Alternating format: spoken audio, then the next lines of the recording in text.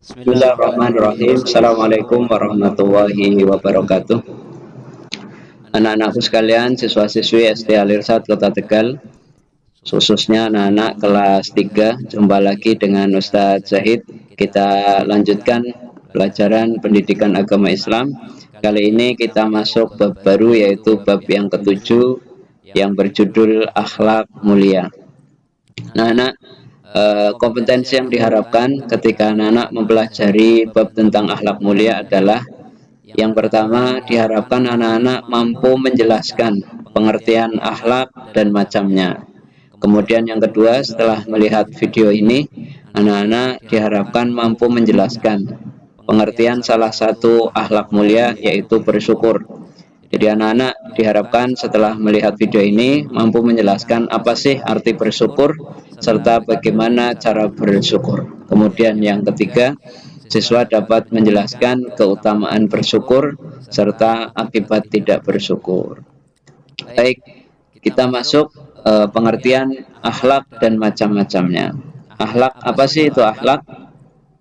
Akhlak secara bahasa artinya tabiat atau perilaku. Jadi akhlak secara lughah, secara bahasa artinya tabiat atau perilaku. Sedangkan secara istilah, secara istilah akhlak itu artinya sifat atau perangai. Jadi sifat atau perangai yang melekat pada diri seseorang dan biasanya tercermin pada orang tersebut. Sifat yang melekat apa? Kalau dia yang melekat, yang muncul dari orang tersebut itu senantiasa berbuat baik, maka dia bisa dikatakan akhlaknya baik.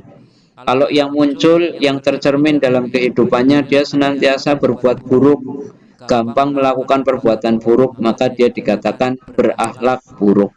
Jadi akhlak secara istilah sifat yang melekat pada diri seseorang. Sifat yang melekat bisa baik, bisa buruk, dan tercermin pada perilaku tersebut. Karenanya akhlak itu dibagi dua. Ada akhlak namanya akhlakul karimah, dan yang kedua ada akhlak namanya akhlak sayyi'ah. Yang pertama, akhlakul karimah ialah akhlak yang harus dimiliki oleh setiap muslim karena dapat mendatangkan kebaikan. Makanya akhlakul karimah disamakan juga dengan akhlak baik atau akhlak mulia, karena dia harus dimiliki setiap muslim dan dapat mendatangkan kebaikan.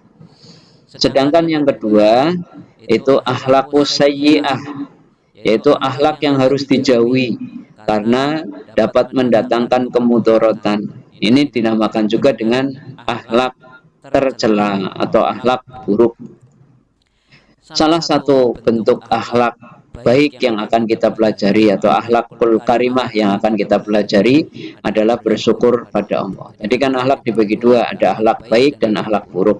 Nah, akhlak baik atau akhlak mulia atau akhlakul karimah macamnya apa saja? Salah satunya adalah ini, bersyukur kepada Allah Subhanahu wa taala. Maka kita akan mempelajari bagaimana sih kita bersyukur kepada Allah, bagaimana akhlak kita bersyukur kepada Allah supaya ini nanti muncul pada diri kita.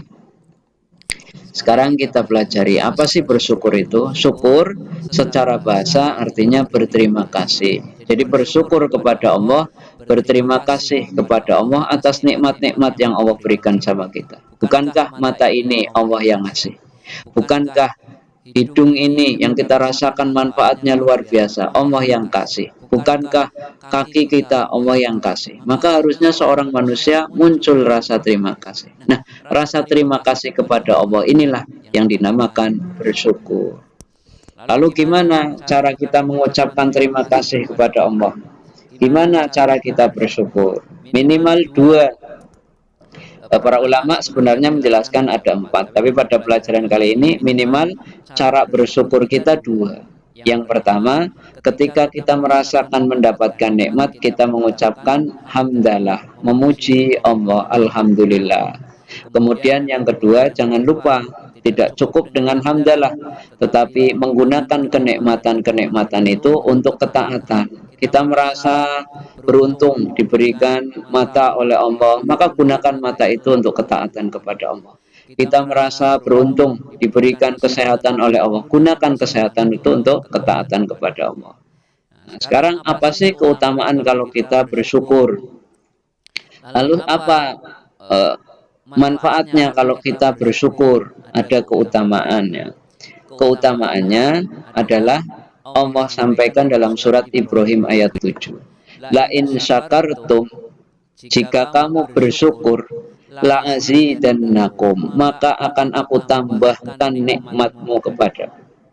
Jadi kalau kita bersyukur sama Allah, Allah akan tambahkan, Allah akan berikan lebih banyak. Wala in kafartum, tapi jika kamu mengingkari, nggak mau berterima kasih sama Allah, inna adzabi lasyadid, maka Allah akan ganti kenikmatan itu menjadi adab yang pedih. Jadi keutamaan bersyukur, Allah akan ganti, Allah akan tambah lagi nikmat itu kepada kita. Allah akan berikan kenikmatan yang banyak lagi kepada kita. Lalu kalau tidak bersyukur akibatnya apa? Azabku sangat pedih. Allah ganti kenikmatan itu nanti dengan azab. Itulah keutamaan dan akibat tidak bersyukur. Saya kira itu dulu, cukup ini dijadikan bahan pelajaran. Silakan anak-anak bisa pelajari lebih lengkap di modul. Ustaz akhiri, tetap semangat belajarnya. Jangan lupa senantiasa memohon kepada Allah supaya diberi kesehatan, supaya diberi kemampuan untuk membuka lembaran-lembaran kehidupan kita dengan ibadah. Baik, terima kasih. Assalamualaikum warahmatullahi wabarakatuh.